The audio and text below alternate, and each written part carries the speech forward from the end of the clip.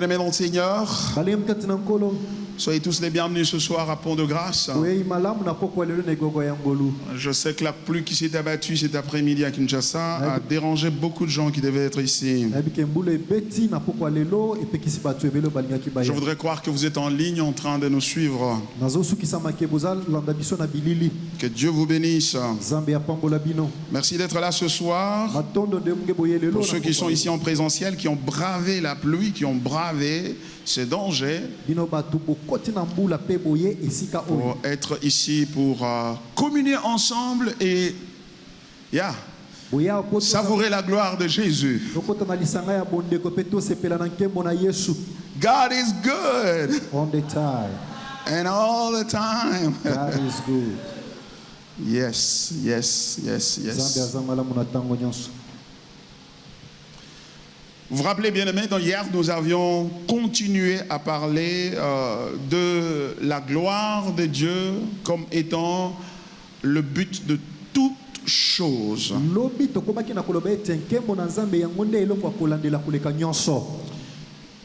Il est important parfois lorsque nous sommes comme perdus dans les détails de notre vie, dans le stress de chaque jour, dans la pression de la vie, la pression de chaque jour et de beaucoup de réalités. Il est parfois important de prendre un peu de recul et à prendre une vue panoramique de la vie, c'est-à-dire, comme qui dirait, monter dans un hélicoptère et commencer à regarder la vie de haut vers le bas. Et ce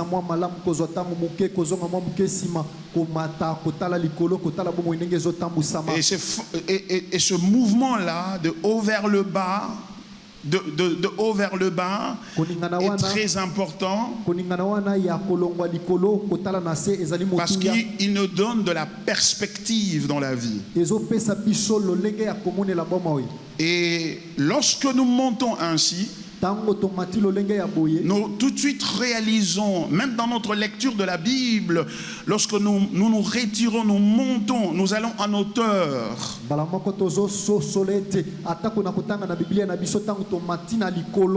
Nous gagnons une meilleure compréhension qui va nous donner de la paix et la joie, même au milieu de contradictions, au milieu des tempêtes de la vie.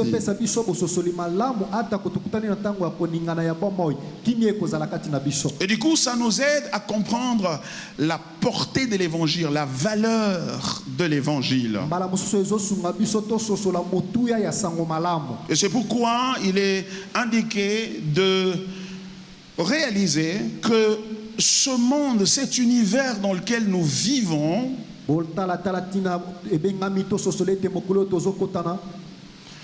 un but pour lequel il existe. Et lorsque nous lisons Romains chapitre 11, versets 33 à 36, le texte que nous avions lu hier,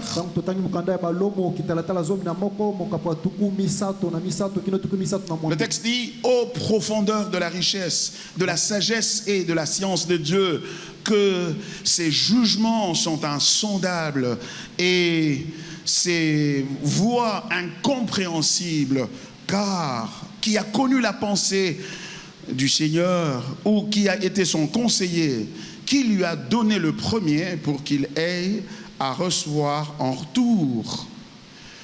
Écoutez le verset 36. C'est de lui, par lui et pour lui que sont toutes choses. À lui la gloire dans tous les siècles. Amen. Il n'est pas dépassé par les événements. Il n'est pas dépassé par n'importe quelle situation que l'on peut rencontrer.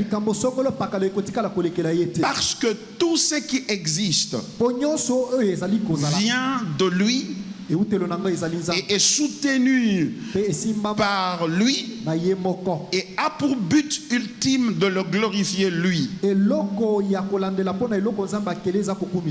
Voyez-vous, toute chose a pour but d'arriver à glorifier Dieu.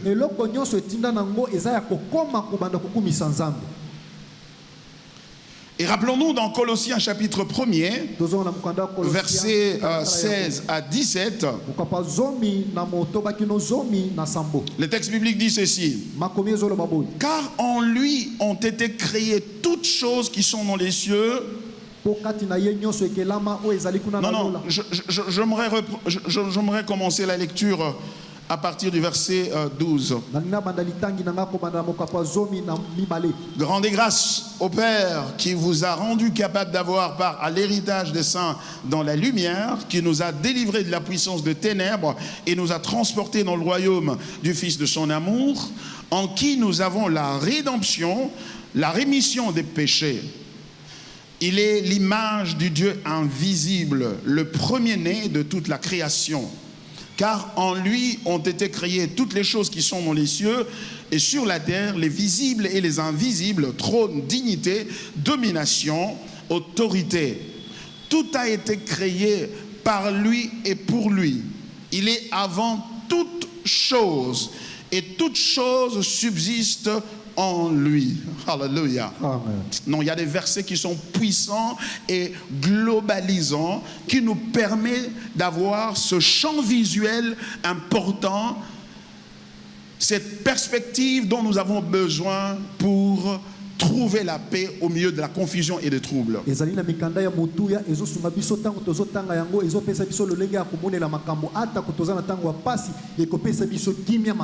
réaliser ce que le texte est en train de dire. Que ce Christ, c'est-à-dire Jésus, est l'image de Dieu Tout-Puissant. C'est Dieu invisible, le Père qui n'a jamais été créé. Il est l'image, il est son image. Il est le premier-né de toute la création. Cette phrase fait allusion à la suprématie de Christ. Ça ne veut pas dire que Christ est une créature. Il ne l'est pas. Il est Dieu.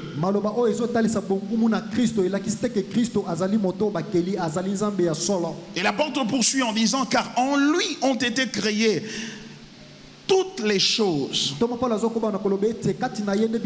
qui sont dans les cieux et sur la terre, les visibles et les invisibles. Trône, dignité, domination, autorité.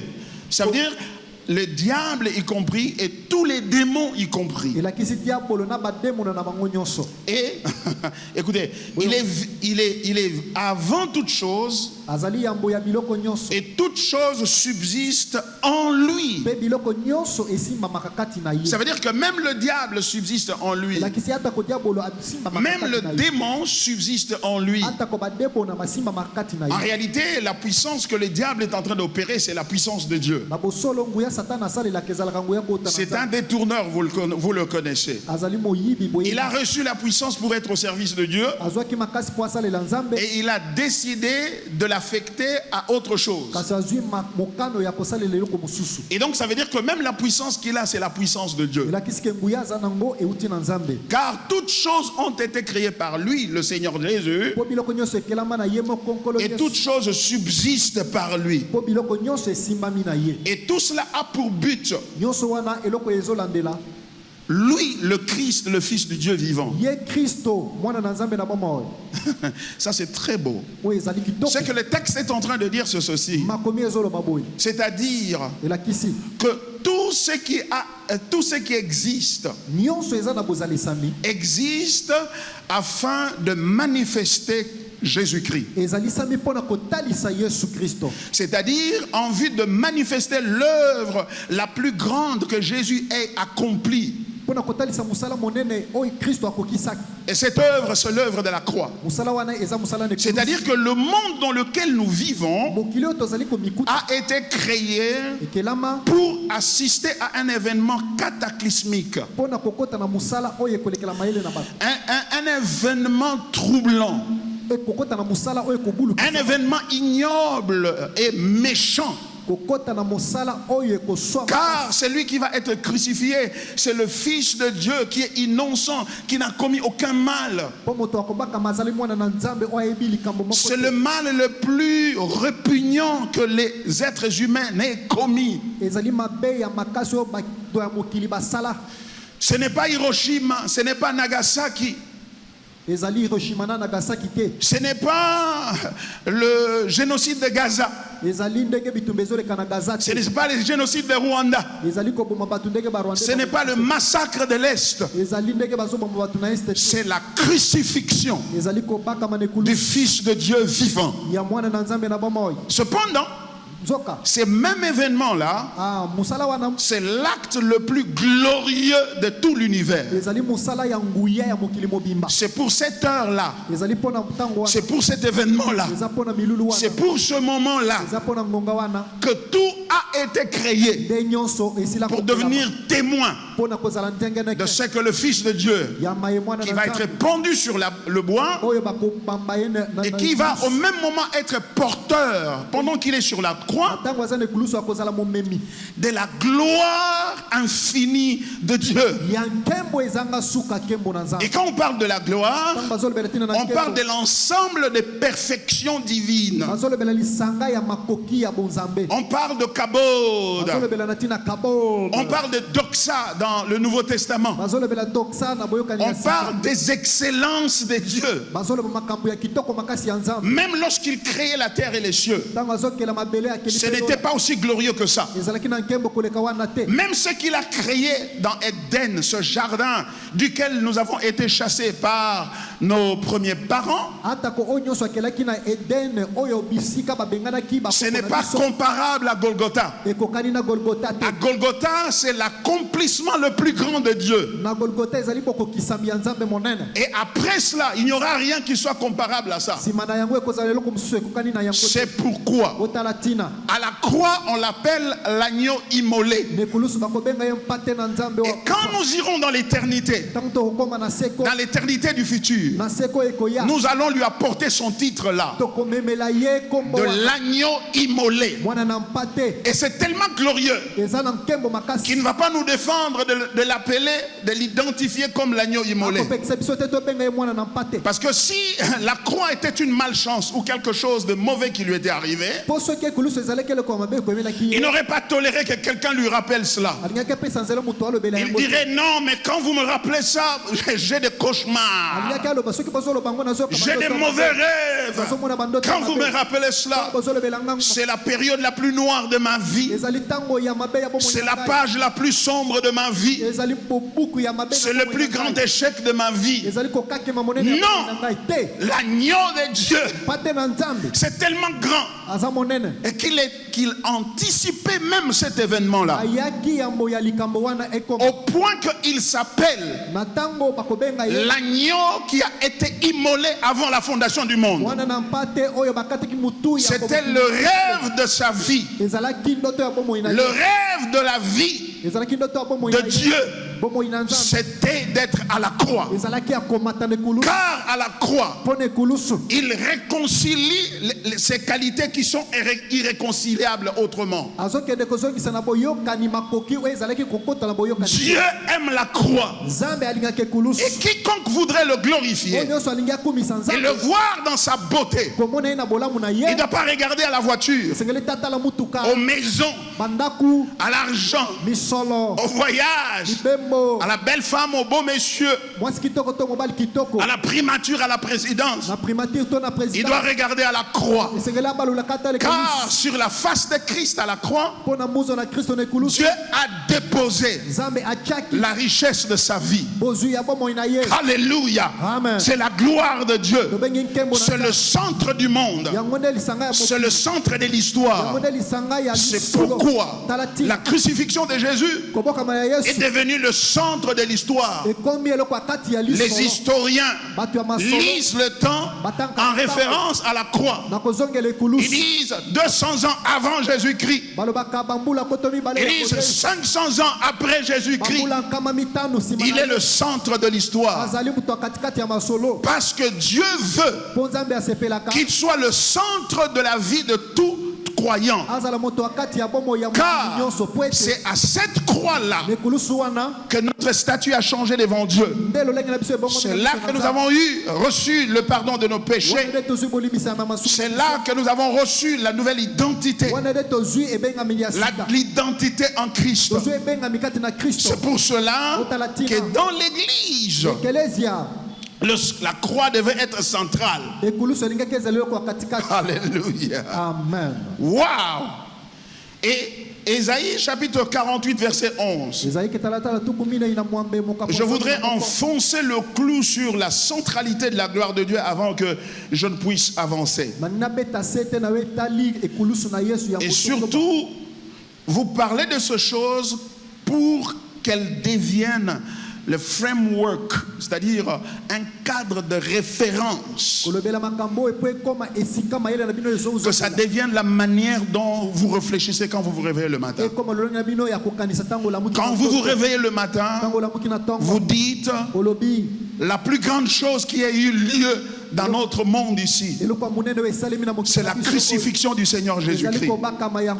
Et quand tu penses à cela, tu te dis, il n'y a pas meilleur que Dieu peut me donner en dehors de ça. Donc je commence la journée du bon pied, car je suis toujours du côté de la croix.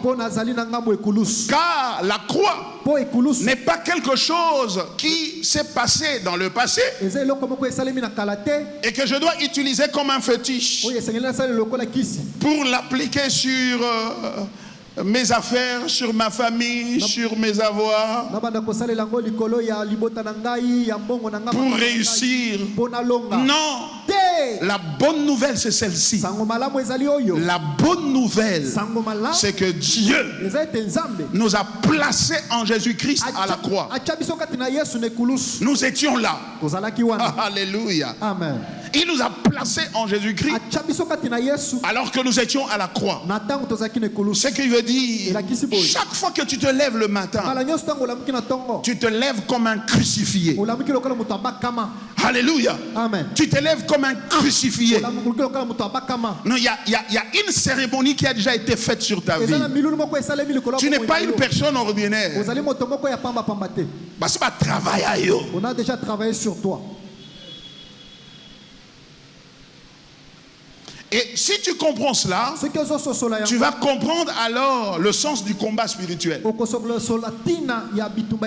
Il y a besoin de révisiter notre compréhension du combat spirituel à la lumière de ces choses. Je disais, Ésaïe 48 dit ceci, verset 11. Écoute ce que Dieu dit. Tellement qu'il est dédié à sa gloire. C'est un Dieu dédié à sa gloire. Et donc dédié à ce que Christ a fait à la croix. Écoutez ce qu'il dit. C'est pour l'amour de moi. Pour l'amour de moi que je veux agir. Car comment mon nom serait-il profané? Je ne donnerai ma gloire à un autre. Voyez-vous? Tout ce que Dieu peut faire dans ta vie, il ne le fait pas pour toi. Il le fait pour l'amour de lui-même. Et la bonne nouvelle, c'est que il t'a identifié à lui. Il t'a pris, il t'a placé en Christ. La Bible dit dans Éphésiens chapitre 1 verset 4, en lui Dieu nous a élus avant la fondation du monde, afin que nous soyons saints et irrépréhensibles devant lui. Voyez-vous, Dieu nous a placés en Christ, et à cause de notre union avec Christ, cette union qui est l'œuvre unilatérale de Dieu, Tu n'es pas sauvé par la prière de recevoir Jésus comme Seigneur et Sauveur. Non, tu n'es pas sauvé par ça. Tu es sauvé par un acte que Dieu unilatéralement, sans te poser la question, avant la fondation du monde, il t'a pris, il t'a placé en Jésus-Christ. Et c'est à cause du fait qu'il t'a uni avec Christ que lorsque Jésus est venu, il s'est incarné, il est devenu un être humain. Il a porté tes péchés, il a porté tes malédictions et il t'a sauvé. Et la prière de recevoir Jésus est une confession verbale qui est l'expression de notre foi en ce que Dieu a déjà fait. Voyez-vous, vous n'appartenez pas à Dieu quand vous dites cette prière-là. Non, vous reconnaissez que vous appartenez à Dieu parce que vous lui appartenez avant la fondation du monde. Et quand Jésus est venu, il est venu pour ceux-là qui lui appartiennent. Et il dit dans Jean chapitre 17, Père, tous ceux-là que tu m'as donnés, je n'ai perdu aucun d'eux. Non, il n'y a pas d'improvisation. Tu n'es pas sauvé par accident. Tu n'es pas sauvé parce que tu as souri à Jésus et il a dit tu es gentil, je crois que je peux te prendre. Non, il est venu avec un programme à exécuter. Il a déjà fait le recrutement depuis avant la fondation du monde. Waouh! Qui es-tu pour que tu aies été choisi et que les autres ne soient pas choisis? Que les autres n'aient pas été choisis, voulais-je dire. C'est ça la grâce. C'est ça l'amour de Dieu. Et il dit ici, c'est pour l'amour de moi. Il aime tellement lui-même. Il aime tellement ce qu'il a fait qu'à cause de l'amour de lui-même, c'est-à-dire à cause de l'amour pour ce qu'il a déjà fait, pour ne pas profaner son nom, pour ne pas jeter son nom en pâture, il décide, il dit je ne donnerai ma gloire à personne d'autre. C'est pourquoi pour te sauver il a plongé la main en lui-même et il a pris un fils qui vient de lui-même, qui est la ressemblance de ce qu'il est, qui est le reflet de sa gloire, qui est l'empreinte de sa personne pour te sauver. En d'autres termes, pour ton salut, il a mis son nom en jeu. Il n'a pas parié sur les mers ou sur les montagnes. Il n'a pas dit si je ne le sauve pas, que ces montagnes disparaissent. Non. Si je ne la sauve pas, que tous les diamants et tous les minéraux disparaissent. Il n'a pas parié sur les choses. Il a parié sur son nom. Non, non, non, non, non, non. Il a parié sur son existence. Il a dit, si je ne le fais pas, je ne suis pas Dieu. Ça ne vient pas de moi. Ça vient du texte biblique. Ésaïe 46. Et vous allez comprendre pourquoi, lorsque nous disons que le chrétien ne peut pas perdre le salut, ce n'est pas une déclaration de légèreté. C'est une déclaration dont le fondement est à retracer dans la gloire de Dieu et dans l'honneur de Dieu. Il a dit, je ne donnerai ma gloire à personne. C'est pour l'amour de moi-même. Oh, vieux Boulantolo. Car comment mon nom serait-il profané? Je ne donnerai ma gloire à personne. Et comment on le sait? 46, Ésaïe. Écoutez ce qu'il dit. À partir du verset 9. Souvenez-vous de ce qui s'est passé dès les temps anciens. Car je suis Dieu. Et il n'y en a point d'autre. Je suis Dieu. Et nul n'est semblable à moi.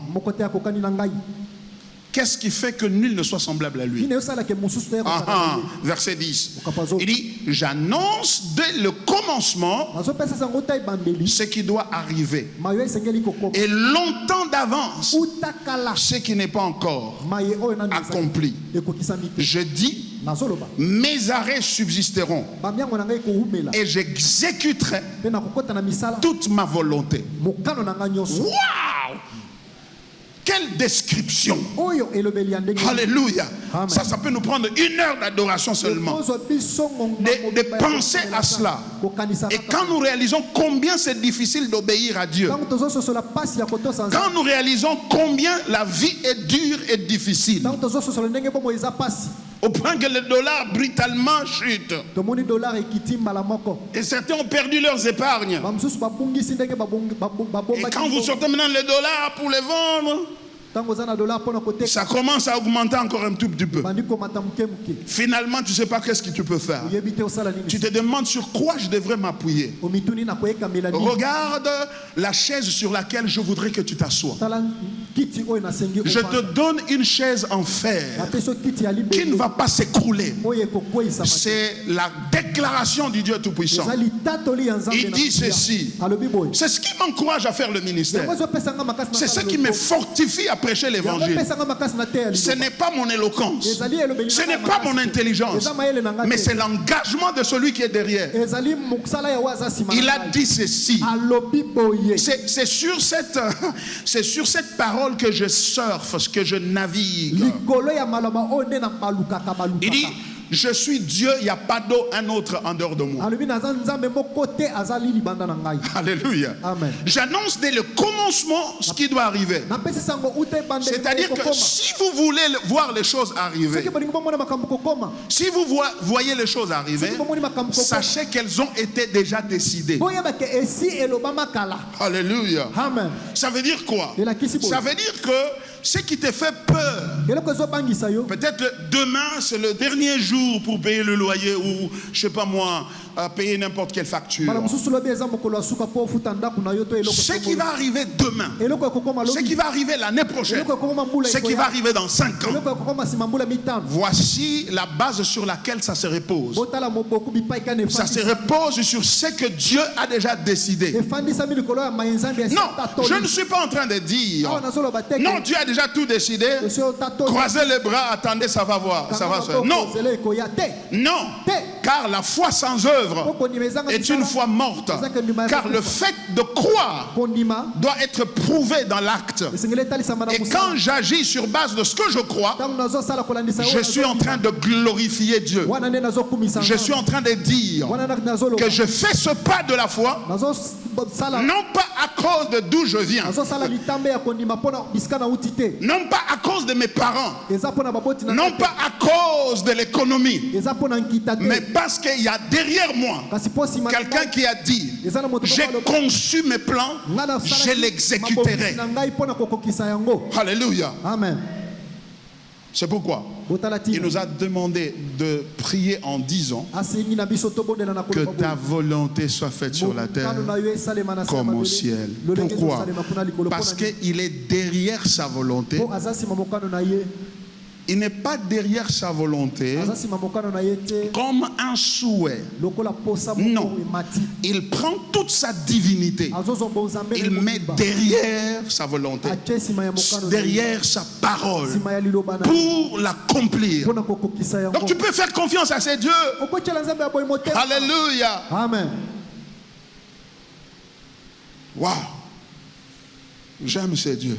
nalingaka nzambe oyo Il m'encourage beaucoup. apesaka ngai Il me donne makasi de l'espoir pour l'avenir. apesaka ngai likia mpo na lobi Dans ekoya ma vie personnelle, na bomoi na ngai dans le na ministère, lotombo et il me donne l'espoir pour le Congo. apesaka ngai likia mpo na Kongo Il y a de l'espoir. elike ezali Alléluia. Amen. Car Dieu a ses brebis dans cette ville nzambe azali na mpampa te na ye na engumba oyo et qui doivent venir à lui, esengeli baya epai qui na vont sortir des sectes et des mauvaises théologies, de mauvaises doctrines, bakobima na biyamba mpe na malakisi ya mabe parce que Dieu a décidé mpo nzambe azwi ekatelo de se glorifier. ya kokumisama Mais pourquoi Dieu doit se glorifier? mpo nini nzambe esengeli amikumisa Parce que c'est une question de justice. mpo ezali motuna ya bosembo Pour être juste, mpona kozala sembo Dieu doit se délecter, il doit prendre plaisir infiniment dans ce qui est infiniment plaisant.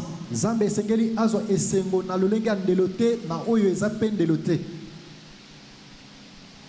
C'est-à-dire que Dieu doit se plaire, doit prendre plaisir. esengeli nzambe azwa esengo Ah, c'est là. na makambo wana Il doit se délecter, il doit prendre plaisir infiniment esengeli azwa esengo ezanga ndelo dans ce qui est infiniment plaisant. na maye oyo nyonso ezanga ndelo ezosekisa Puisque Dieu lui-même est l'être le plus glorieux, lokola nzambe aza ekelamu etonda nkembo il doit se valoriser suprêmement. esengeli amipesa motuya na lolenge ya bonkumu na ye C'est-à-dire que si vous voulez savoir que Dieu est une bonne personne, soki olingi boyeka nzambe azali moto malamu c'est qu'il doit s'engager à suivre la voie de la droiture esengeli akota na mosala ya kolanda nzela ya alima et prendre plaisir à ce qui est bon. kosepela na mai nyonso eza malamu C'est comme un papa dans le quartier. eza lokola papa moko na quartier Comment vous savez que ce papa-là est bon? boni tokoyeba ke papa oyo azalaka malamu Il doit esengeli suivre ou il doit être un homme qui incarne des valeurs que tout le monde trouve qu'elles sont bonnes. azala papa moko ya bizaleli malamu oyo bato nyonso bakotatola solo ke ezali malamu Il ne touche pas aux filles du quartier. akosimba bilenge ya basi na quartier te Il ne vole pas, il ne s'endette pas et puis il disparaît avec les dettes des gens. akotaka banyongo te kozanga kofuta Il aime bien envoyer ses enfants à l'école. alingaka kotina bana enene kelasi Il soutient ses enfants. asungaka bana na ye C'est lui, un papa, qui fait ça. ye nde papa azosala yango Il aura dans le quartier na kati ya une quartier réputation de quelqu'un de bien. akozwa nkombo ya moto moko ya bolamu Ainsi en est-il pour Dieu. lolenge moko mpe na nzambe Si Dieu soki nzambe est Dieu, c'est-à-dire il veut être Dieu, c'est-à-dire au-dessus de tout, aza nzambe mpe alingi azala nzambe likolo na on nyonso doit voir en lui l'engagement à des valeurs esengeli komona kati na ye kokota na mosala ya bizaleli qui sont dignes dignes de son rang de Dieu. oyo ebongi na epimelo na ye ya bonzambe Et lorsqu'il se donne à ces valeurs-là, ntango amipesi mpo na bizaleli wana notamment la sainteté, osanto la justice, osembo la bonté, olamu l'amour, olingo quand il fait ça, na ntango asali yango alors il est Dieu. wana nde abengimi nzambe Cependant, zoka ces valeurs-là bizaleli wana ne doivent pas être des valeurs qui sont extérieures à lui. esengeli te ezala bizaleli ya libanda na ye Sinon, wana le vrai Dieu serait celui qui détient ces valeurs-là et non pas lui. nzambe ya solo akozala oyo asimbi bizaleli wana ekozala ye te Ça veut dire que pour que Dieu soit Dieu, mpo nzambe tobenga il n'a pas seulement besoin de s'engager à des bonnes valeurs, aza kaka na posa akota na mosala ya bizaleli malamu mais il doit les avoir en lui-même. esengeli azala nango kati na ye moko De sorte que na ntina ete il n'a pas besoin de dépendre de quelqu'un d'autre pour les avoir. aza na bosenga akangama na motu mosusu mpo azwa bizaleli Et wana ainsi, boye nde il devient en quelque sorte les résumés, le condensé de toutes les bonnes valeurs. akomi lisanga ya bizaleli nyonso malamu Et cet ensemble de valeurs-là, lisanga ya babizaleli malamu wana c'est ce qu'on appelle la gloire. yango nde tobengi nkembo Et si Dieu ne s'engage pas à cela, soki nzambe akoti na mosala mpo na yango te Il serait donc un insensé. Il serait donc un injuste. Et il serait un idolâtre. Il va faire de quelqu'un d'autre Dieu qu'il est en train de poursuivre, dont il est en train de dépendre pour pouvoir devenir meilleur dans sa vie. Et parce qu'il détient toutes ces qualités en lui, ainsi Dieu a l'obligation de se réjouir dans ces qualités-là. Et puisque celui qui porte, qui a ces qualités-là en lui, c'est la justice, la sainteté, l'amour, la bonté, etc.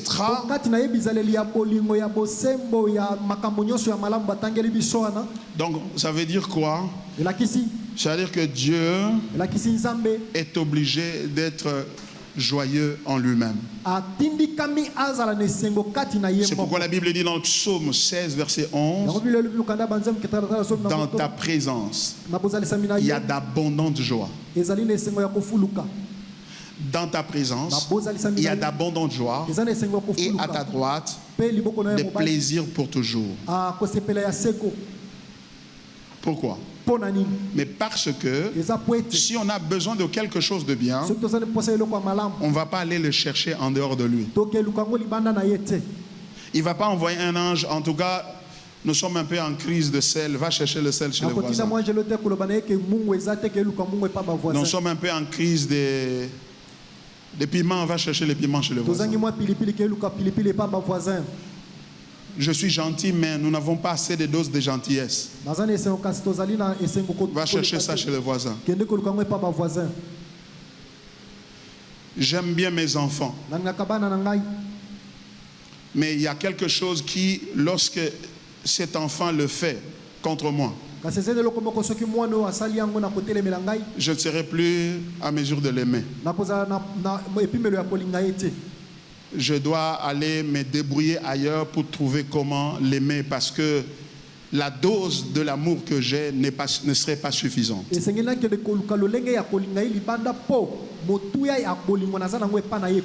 C'est pourquoi quand le texte biblique dit dans Jean chapitre 3 verset 16,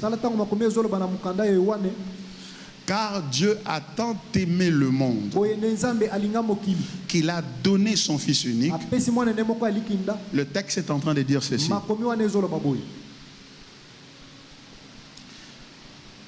Il est en train de dire ceci, que Dieu a un tel amour tel que même si le mal, le pire de mal arrivait, c'est-à-dire la personne que Dieu aime fait le mal, le pire de mal, mon amour ne va pas dire ah, ce niveau de mal est quand même trop élevé. Je ne pourrais pas, je n'ai pas assez de capacités pour couvrir ça. Je t'aime, tu es mon fils, mais ce que tu as fait là, je ne peux pas te pardonner. Si Dieu fait ça, ça veut dire que Dieu en lui n'a pas un amour qui est capable de couvrir ce mal-là.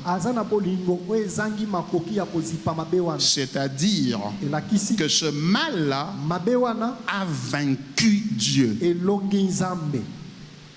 Et Mélissie est paiement. A kokite à Katani. Il n'a pas pu.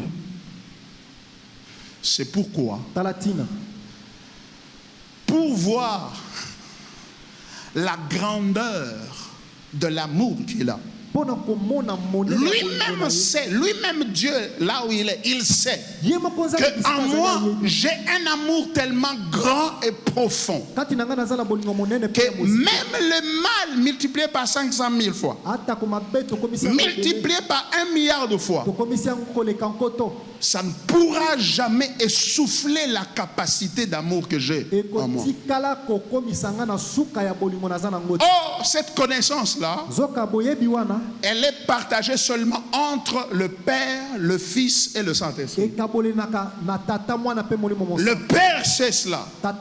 Le Fils le sait parce qu'il est le reflet de la gloire de Dieu. Il est l'image du Dieu invisible. Et le Saint-Esprit aussi le sait. Parce que lui émerge de la joie, de la satisfaction que le Père et le Fils retirent de l'un dans l'autre.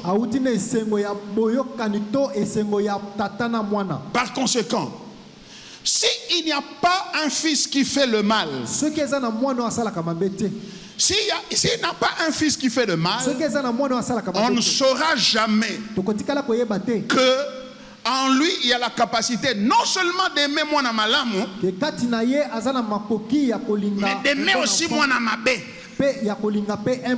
Il est capable d'aimer non seulement un bon enfant, il est aussi capable d'aimer le mauvais. Et le mauvais, ça doit être le pire. Voyez-vous? Il a cette capacité-là, mais elle ne peut pas se voir. Or, mettre cette capacité-là en exergue, c'est-à-dire manifester cette capacité-là, exige qu'il ait quelqu'un qui lui fasse le pire de mots, c'est-à-dire le mal au pluriel.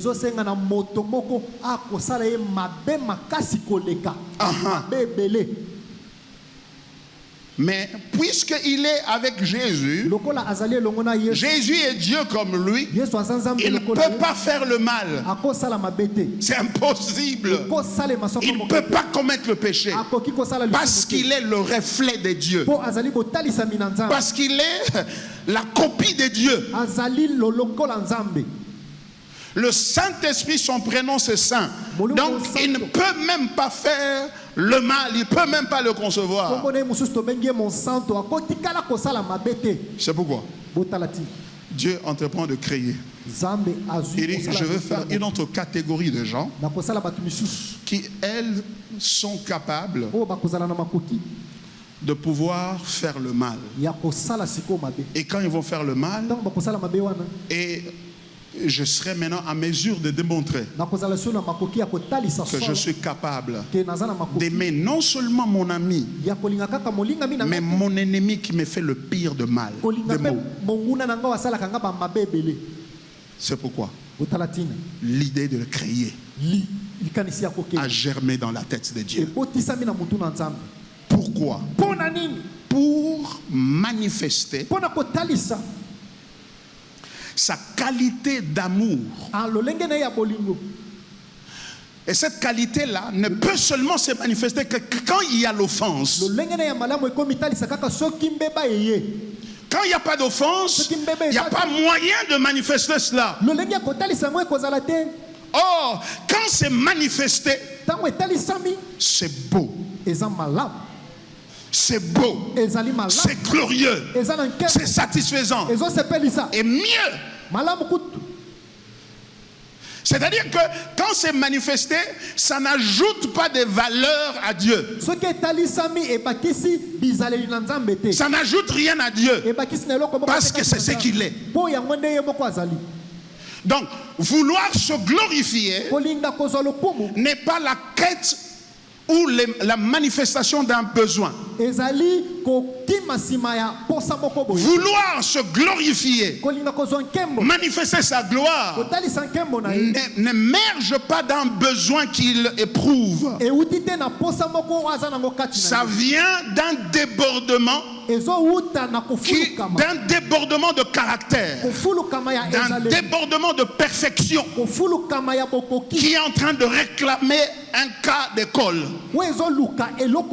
qui est en train de réclamer un cas pratique. C'est comme un étudiant qui a eu toute la matière, mais cherche maintenant un TP pour appliquer ce qu'il a appris. Alléluia. Dieu n'a pas créé parce qu'il a besoin de toi. Non.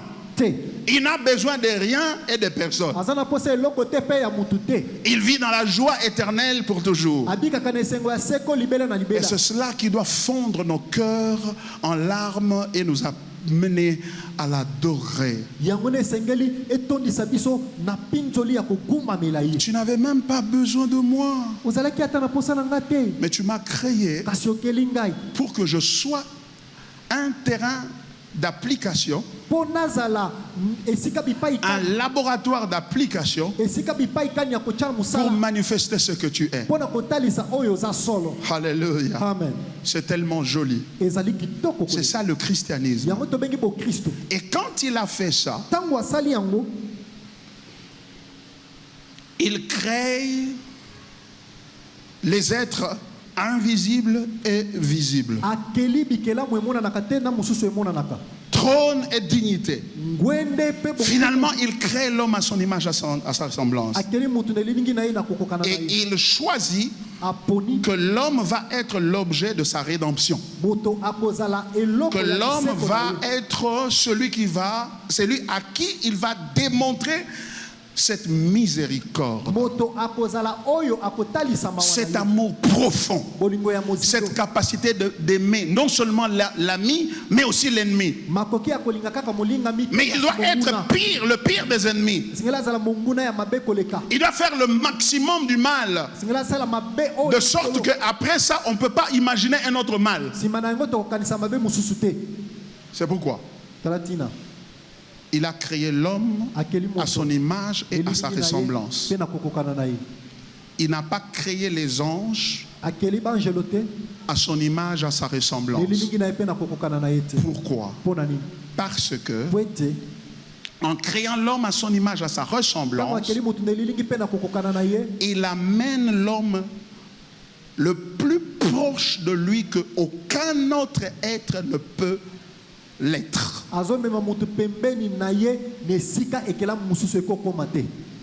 Certaines personnes pensent que parce que les anges sont au ciel, ils sont plus proches de Dieu. Ils travaillent pour Dieu chaque jour.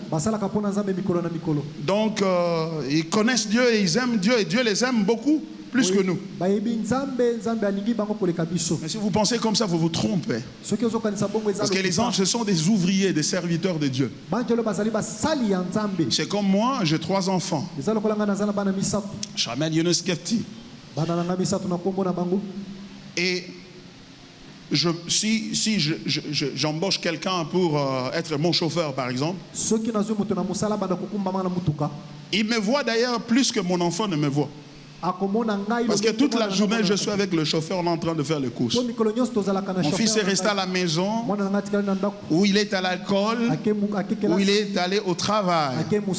Cependant, mon cœur est plus proche de mon fils que de mon travailleur. Ce qui veut dire, si mon travailleur m'insulte, ça va m'énerver et je vais le chasser. Mais si mon fils m'insulte, ça sera pire. Pourquoi? À cause du rapprochement que j'ai avec lui. À cause de la proximité, de l'intimité que je partage avec lui.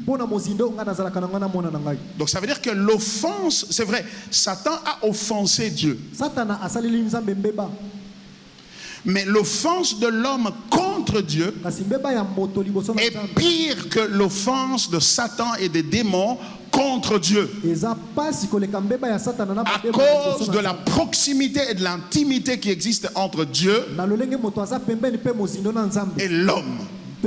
C'est pourquoi. Et quand l'homme a fait cela, eh ben, maintenant il a rempli les conditions d'éligibilité à la rédemption. Maintenant, il permet à Dieu de déployer maintenant son intervention pour révéler l'amour qu'il a, pour révéler la miséricorde, pour révéler le pardon. Notre religion c'est une religion de pardon.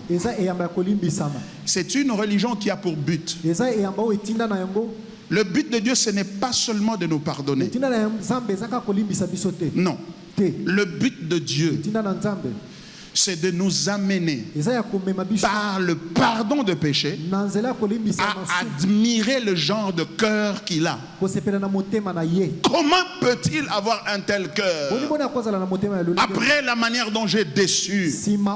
Combien de fois j'ai répété la même chose? Et comment peut-il me pardonner? C'est-à-dire la gloire de Dieu, sa capacité de pardonner, c'est ce qui devait rendre capable chaque croyant, chaque chrétien à pardonner et à vivre dans l'amour vis-à-vis des autres. Bien-aimé dans le Seigneur, c'est comme pour dire quoi? Que la croix est le fondement d'un mariage. C'est pourquoi j'ai toujours dit, le mariage, c'est comme un cimetière. Seuls les morts y restent. Les vivants rentrent à la maison. Si tu ne meurs pas, si tu ne portes pas la croix, tu ne peux pas faire long feu dans le mariage. Tu vas rentrer à la maison. Mais si tu meurs, tu vas y rester. Et mourir, c'est porter la croix de Christ. Il a dit, celui qui veut me suivre, qu'il renonce à lui-même, qu'il porte chaque jour sa croix et qu'il me suive. Bien-aimé mon Seigneur, vous voyez pourquoi Dieu veut se glorifier. Parce que c'est juste, mais aussi parce qu'il est autosuffisant. Dieu ne se glorifie pas lui-même parce qu'il a besoin de quelque chose. Non, il n'a aucun besoin. Je viens de le démontrer tout à l'heure. Et quelle connexion y a-t-il entre ceci et notre joie à glorifier Dieu?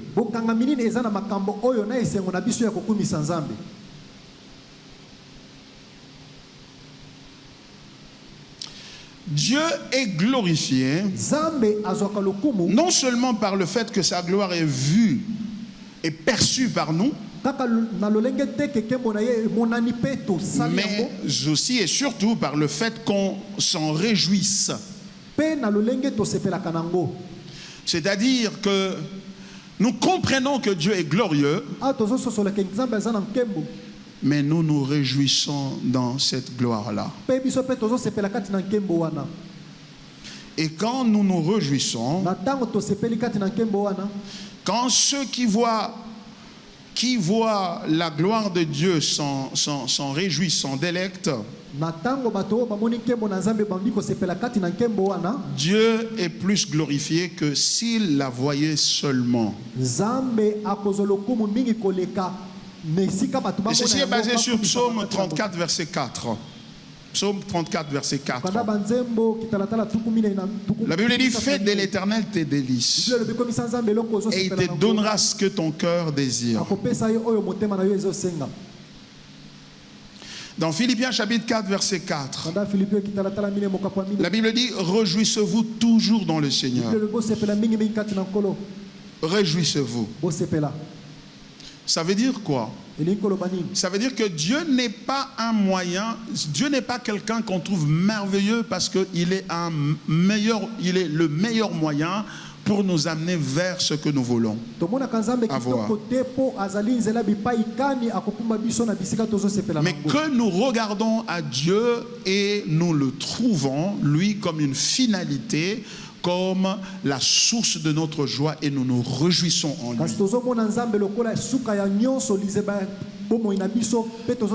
Pierre chapitre 1 verset 8 dit ceci: vous l'aimez sans l'avoir vu, vous croyez en lui et vous vous réjouissez d'une joie ineffable et glorieuse. Et pourquoi c'est important alors de se réjouir en lui? Un, parce que Dieu est le plus grand et le plus glorifié en nous quand nous sommes le plus satisfaits en lui.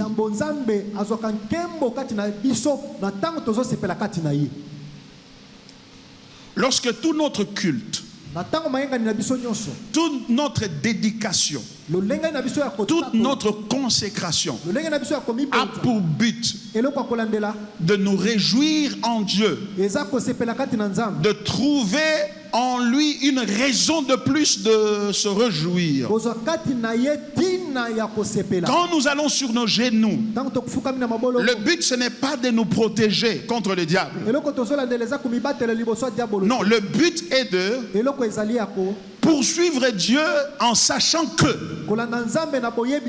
il est une fontaine de joie. Plus je m'approche de lui pour le connaître, plus je serai heureux. Et à cause de cela, l'implication de cette joie en lui, c'est ma protection. La protection de mon foyer, la protection de ma famille, la protection de mes affaires, la protection de tout ce que je suis. Du coup, je ne me soucie plus de ma protection. Mais je suis tellement conscient qu'il est un Dieu joyeux et il est glorieux. En termes de puissance, il n'y a pas plus puissant que lui. Donc si je me réjouis en lui, il va utiliser sa toute puissance pour me protéger. C'est pourquoi je n'ai pas besoin de prier. Je brise les œuvres du diable et je repousse les attaques de l'ennemi et je brise ceci. Pourquoi? Parce que l'Éternel est mon refuge. Quand je m'approche de lui, il étend ses ailes et me couvre et il me garde. C'est pourquoi mon seul secret, c'est de rester intime et proche de lui. Alléluia. Amen. Je ne vais pas à la prière pour combattre. Je vais à la prière pour le chercher lui. Car si je l'ai lui, j'ai toute la protection. Dieu ne nous donne pas la charge de nous protéger au moyen de prière. Non. Dieu ne nous a pas donné la prière pour que nous puissions nous protéger. Demain, je vais revenir, plutôt dimanche, je vais revenir sur cet aspect-là pour démontrer que nous avons mal compris les armes spirituelles. Alléluia. Nous avons mal compris les armes spirituelles. Nous pensons que les armes spirituelles nous sont données pour que nous allions nous battre avec le diable et vaincre le diable de sorte que nous puissions vivre une vie paisible. Non. Dieu ne nous a pas donné les armes spirituelles pour aller combattre un diable qu'il a laissé à notre charge de combattre. Non, les armes spirituelles nous sont données pour tenir ferme dans la victoire que seul Christ a décrochée. Alléluia. Amen. Nous ne combattons pas pour gagner des terrains. Nous combattons pour résister à l'ennemi. Pour lui dire c'est fini. Tu as déjà été vaincu. Tu as été renversé. Tu n'as rien en moi. Il a pardonné tous mes péchés. Il m'a fait porter sa justice. Il m'a donné son salut, le casque du salut. Il m'a donné l'épée de l'esprit qui est la parole. C'est pourquoi, quand vous lisez Ephésiens chapitre 6, vous voyez par 3 fois, l'apôtre Paul reprend cette expression. Tenir ferme. C'est ce qu'il est en train de dire. C'est son langage. Et la raison pour laquelle on confond ces choses-là, c'est parce qu'on ne lit pas le texte dans son contexte. Mais quand vous commencez à lire ce texte-là depuis le chapitre 1er, vous allez vous rendre compte que ce que Paul dit au dernier chapitre ici, et remarquez qu'il parle de Satan comme La dernière chose, avant qu'il ne puisse clore l'épître. C'est-à-dire, il parle de Satan comme un effet d'entraînement de ce que Christ a accompli. Alléluia. Amen. Nous ne combattons pas pour la victoire, nous combattons dans la victoire. Mais malheureusement, ces mots sont devenus des slogans que nous scandons sans nous rendre compte de leur substance et leur signification à proprement parler. Il dit, revêtez-vous de toutes les armes de Dieu afin de pouvoir tenir ferme contre les ruses du diable. Et il va venir encore avec les ruses. Comme il était venu avec les ruses dans les jardins d'Éden. C'est un gars qui survit par la ruse. C'est un gars qui ne peut vivre que dans un contexte où le mensonge marche. S'il n'y a pas de mensonge, il ne peut pas fleurir. Parce que c'est sa seule chance. Car sur le plan de la justice, il n'a aucun pouvoir. Christ l'a vaincu. Et laissez-moi, alors que je termine, introduire ceci. Pour vous montrer quelque chose de beau que je vais développer sur la croix le dimanche, ce dimanche. Alléluia. Amen. L'évangile, c'est succulent. Regardez.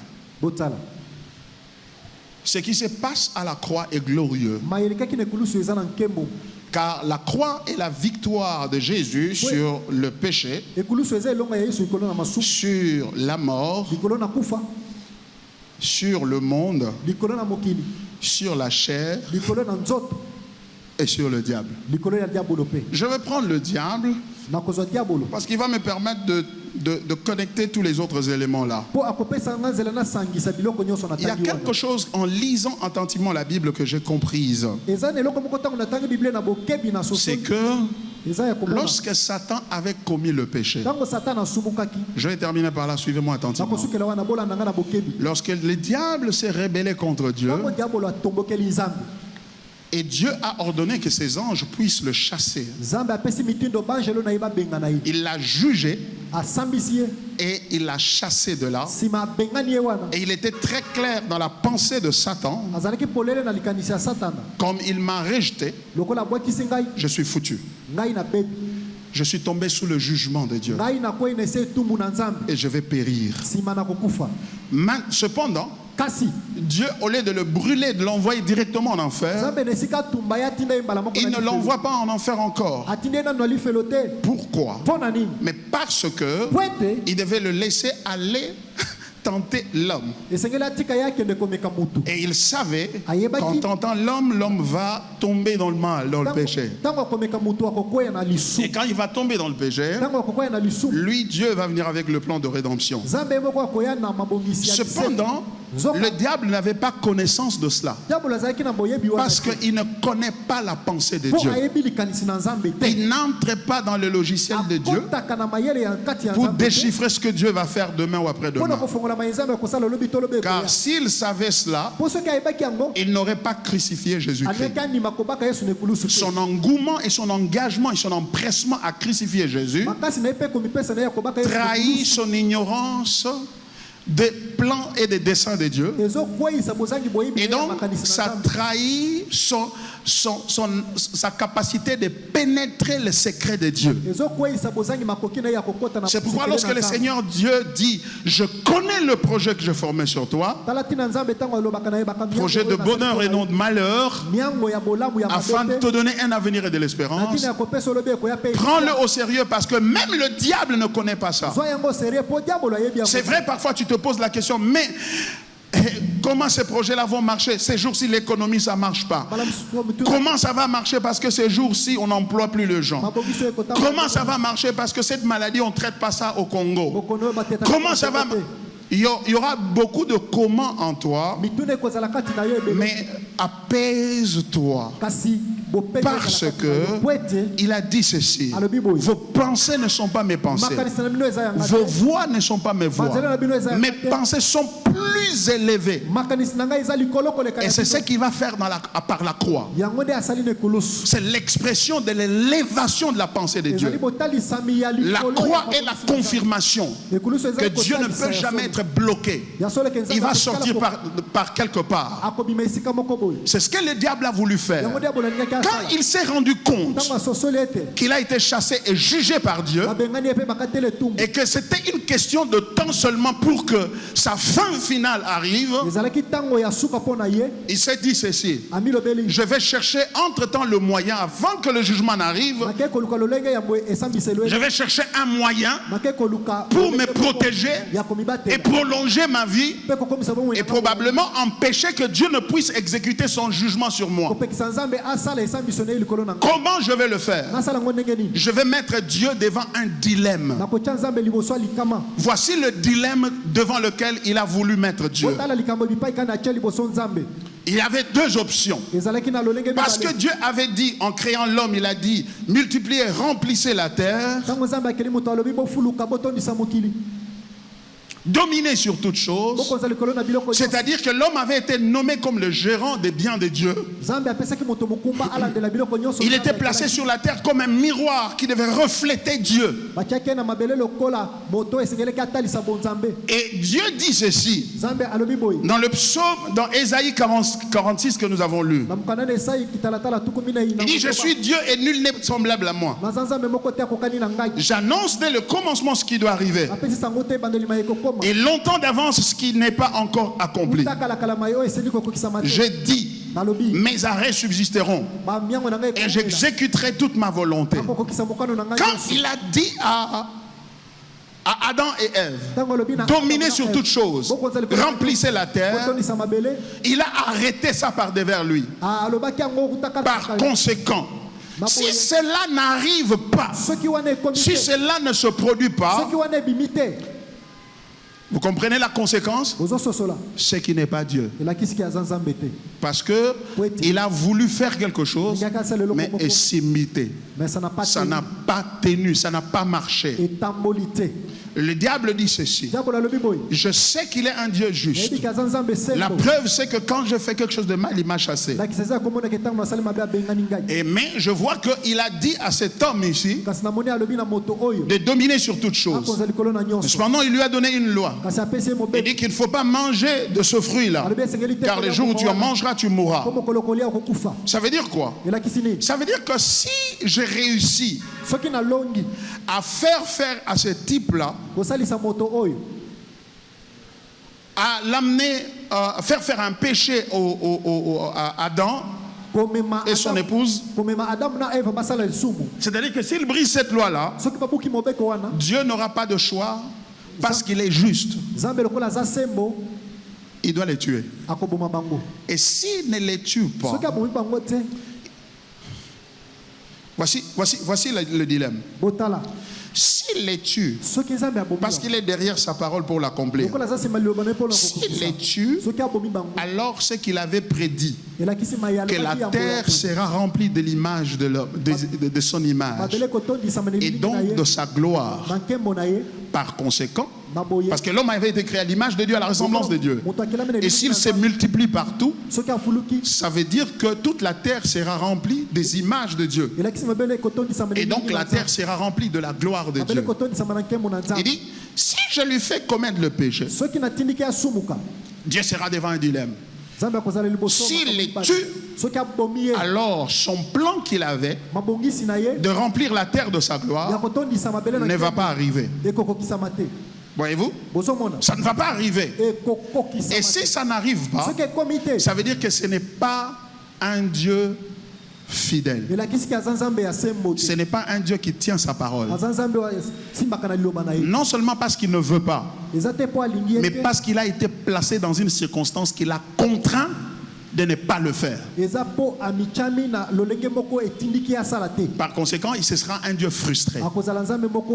Et si c'est un Dieu frustré, moi j'irai en enfer avec plaisir. Pourquoi? Parce que en dehors de l'enfer, j'aurais laissé un Dieu frustré. Ça veut dire qu'il aura un morceau de l'enfer en dehors de l'enfer. Et moi, je serai en enfer, je le mériterai. Mais lui, il va vivre l'enfer et la dépression là où il va être. Et ceci sera pour l'éternité. Il ne sera jamais heureux. On ne pourra plus dire que dans ta présence il y a d'abondantes joies. Dans ta présence il y a 80% de joie, mais il y a 20% de dépression. Donc il va frustrer Dieu. Et il va démontrer qu'il n'est pas glorieux, qu'il n'est pas excellent en matière de planifier et d'exécuter. Il ne sera pas excellent. Voyez-vous? Mais d'autre part, s'il dit bon, ça va, Adam a commis le péché. Il a commis le péché. Mais j'avais déjà fait un plan, non? Que c'est lui qui va remplir la terre. Si je le tue, mon plan ne va pas s'accomplir. Bon, je mets la loi à côté un peu. Hein? Je mets un peu la loi à côté. Adam, continue quand même. Tu es mon fils, non? Tu es comme Anthony. On a tiré, mais personne n'a été arrêté. Je n'ai pas donné de poste, non, j'ai dit, ça m'a dit Anthony. Voyez-vous? C'est-à-dire que pour mon fils, la loi ne s'applique pas. Et maintenant le diable il dit, si cette loi-là ne s'applique pas sur lui, s'il n'applique pas la loi sur Adam, alléluia, parce qu'il perd le droit et le pouvoir moral de me sanctionner moi aussi.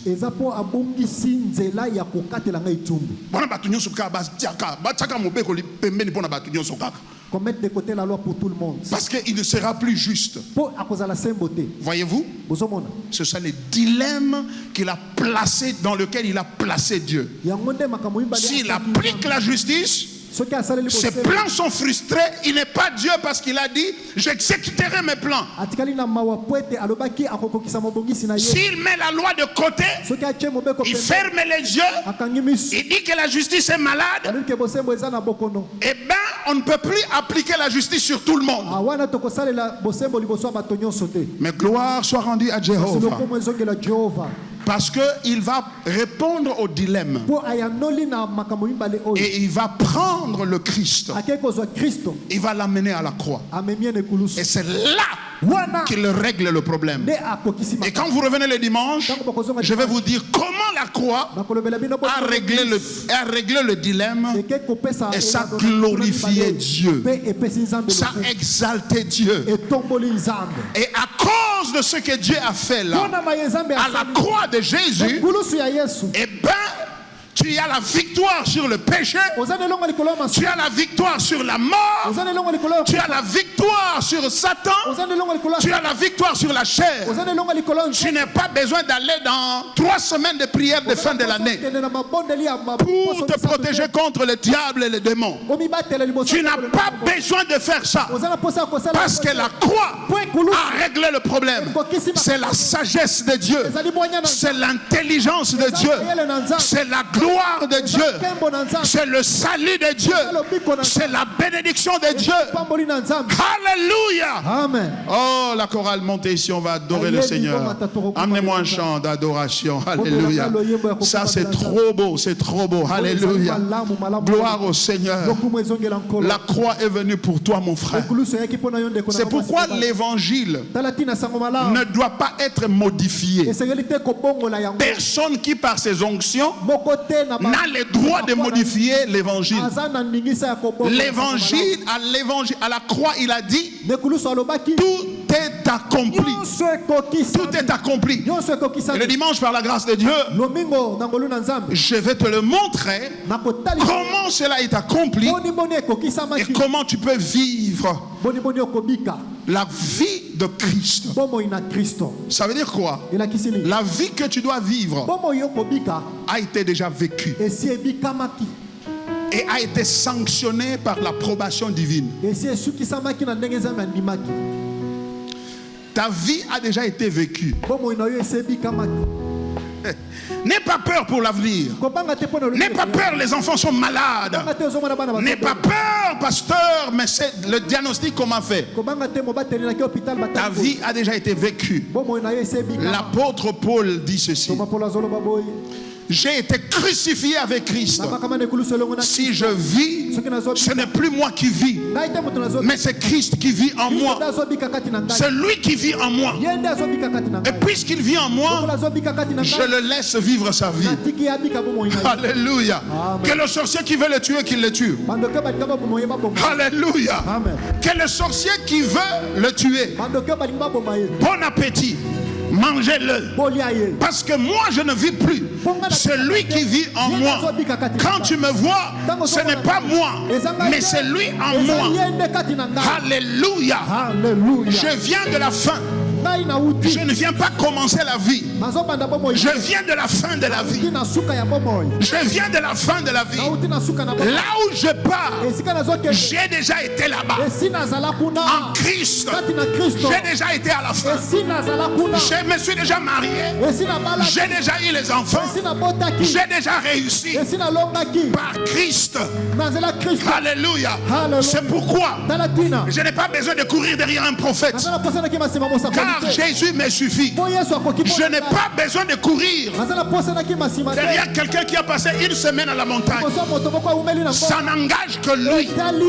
Mais il y a quelqu'un qui a passé quelques heures à la montagne. C'est Jésus de Nazareth, à la montagne de Golgotha. Et il m'a donné cette montagne-là. Je préfère cette montagne-là. Je n'irai pas à Luzizi là, mais je vais monter à Golgotha. Je vais porter ma croix. Je vais la porter. Alléluia. Do you have the song for me?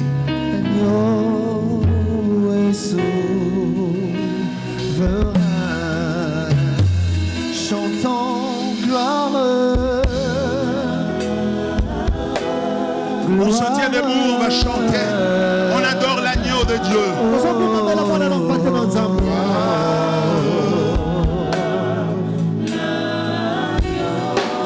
Adore-le de tout ton cœur.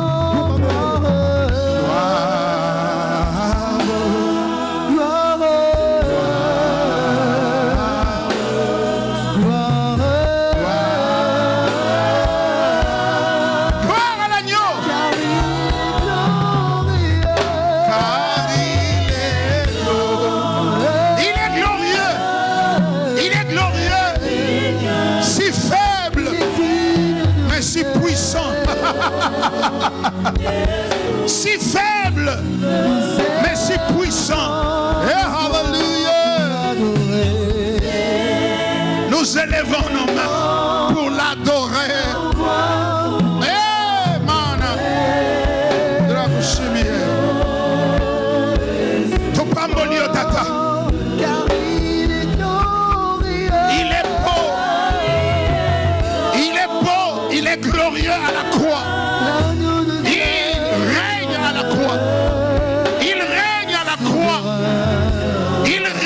Par la mort, la source de sagesse, le Fils du Dieu vivant, le Saint, le Saint, le Saint, béni soit ton saint nom. Nous t'adorons.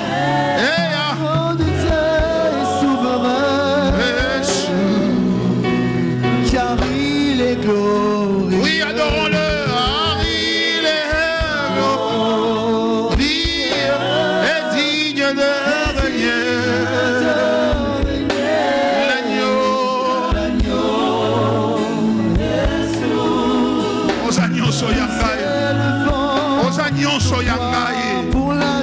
Ozatina ya makasi na ngai mwana mpate topambo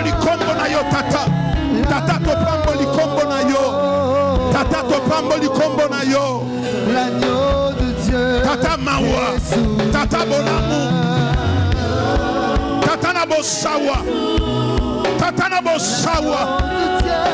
Oku mama. Hey, l'agneau est souverain. Le Fils du Dieu vivant. En toutes circonstances, il est souverain.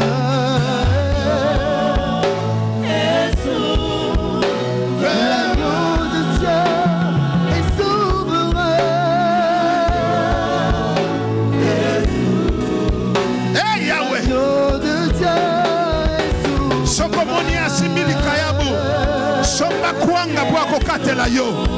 Azamotema malamu. Azamotema malamu. Motema malamu. Tata na ngolupe na mawa. Zamba banetike. Sous sa grâce, il est souverain. Oh, Yeshua. Je l'adore car il est souverain. Il a souverainement décidé de mourir. Oh, Personne ne l'a poussé. Personne ne lui a arraché sa vie. Il a donné sa vie librement. Le Fils du Dieu vivant. Nous l'adorons ce jour à Pont-de-Grâce. Nous l'adorons à Kinshasa. Nous l'adorons dans la RDC. Alléluia.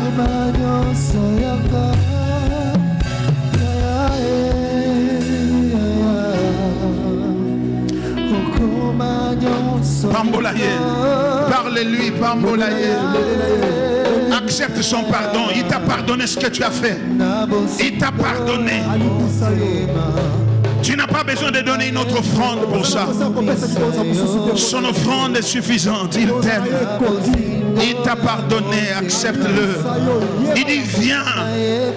Oublie. Oublie le passé.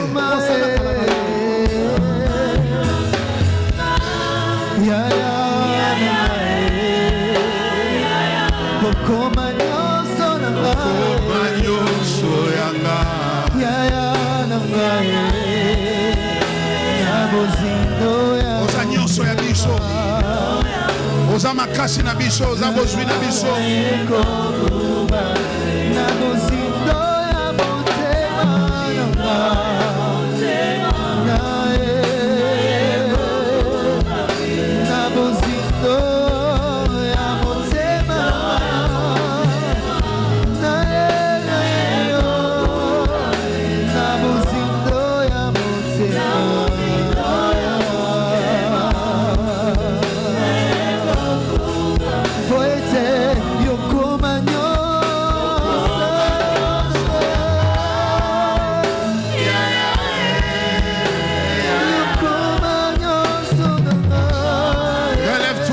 Encore. Relève-toi et marche encore avec le Seigneur. En nouveauté de vie. Tiens la main du Seigneur. Il te tient la main. Marche avec lui. Relève ta tête. Relève ta tête. Il est ton Seigneur.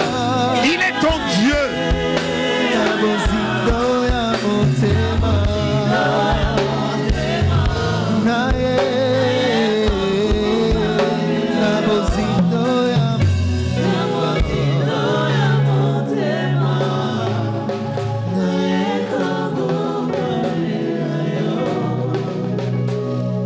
Père éternel, nous te rendons grâce. Te rendons grâce pour ces choses glorieuses que tu as cachées aux sages et aux intelligents de ce monde. Tu nous as révélé ces choses-là. Le juif cherche les miracles. Les grecs cherchent la sagesse. Les Congolais cherchent la puissance de Dieu. Nous prêchons Christ crucifié. Nous prêchons Christ crucifié. Moins nous comme de temps, en ces temps comme ceci, Seigneur, que nous puissions annoncer ta parole. Remplis nos cœurs de ton esprit. Que cette vérité que nous avons entendue ici, Seigneur, que nous puissions la proclamer aux autres. Que nous puissions la partager avec les autres. Que notre vie change et soit influencée par ta parole. Seigneur, merci. Merci pour ton amour et ta bonté. Unis-nous et fortifie-nous, Seigneur notre Dieu. Fais que nous soyons une église qui proclame Christ, qui se réjouit dans ce que Christ a fait. Oh, reçois la gloire, Fils de Dieu vivant. Nous t'adorons, Seigneur. Merci pour cette soirée. Merci pour tes enfants. Au nom de Jésus. Amen. Merci pour vous asseoir.